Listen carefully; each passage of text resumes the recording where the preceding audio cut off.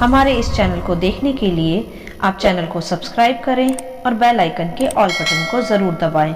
तभी आपको हमारी आने वाली हर वीडियो का नोटिफिकेशन मिलता रहेगा। प्रकाशित वाक्य अध्याय 12 और आयत 1 से हम पढ़ेंगे। यहाँ स्त्री और अजगर का जो रहस्य है इसे बिल्कुल छोटे से में हम समझ लेंगे।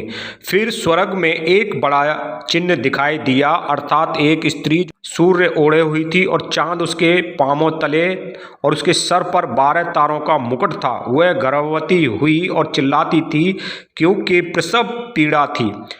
एक और चिन्ह स्वर्ग में दिखाई दिया और देखो, एक बड़ा लाल अजगर था जिसके 7 सर और 10 सींग थे और उसके सिरों पर 7 मुकुट थे।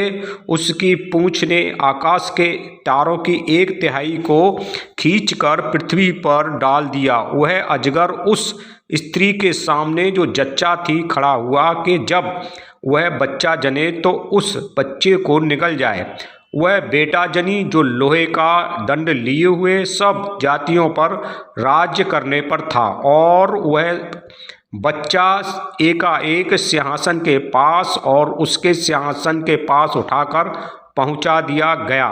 और वह स्त्री उस जंगल को भाग गई जहां परमेश्वर की ओर से उसके लिए एक जगह तैयार की गई थी। वहां वह 1260 दिन तक पाली जाए। हम शॉर्ट में इस रहस्य को जान लेंगे कि जानते हैं हम कि औरत क्या है। औरत इस्राएल है और सर पर तारों का जो मुकुट है वो इस्राएल के 12 गोत्र हैं। बच्चा जो है वो यीशु मसीह हैं।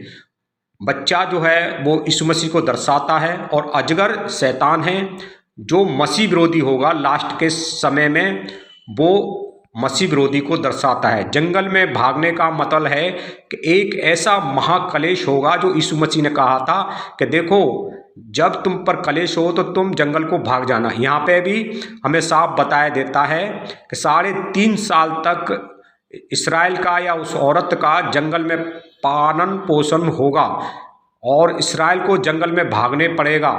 ये मसीह विरोधी के द्वारा जो सताव है वो 3.5 वर्ष का है। तो हमने इस अध्ययन को छोटे से में जान लिया है। तारे जो हैं वो इस्राएल के 12 गोत्र हैं। बच्चा यीशु मसीह को दर्शाता है। अजगर शैतान को दर्शाता है जो मसीह विरोधी होगा, 3.5 साल का उसका राज्य होगा। और जंगल क्लेश को दर्शाता है जो इस्राएल को भागना पड़ेगा।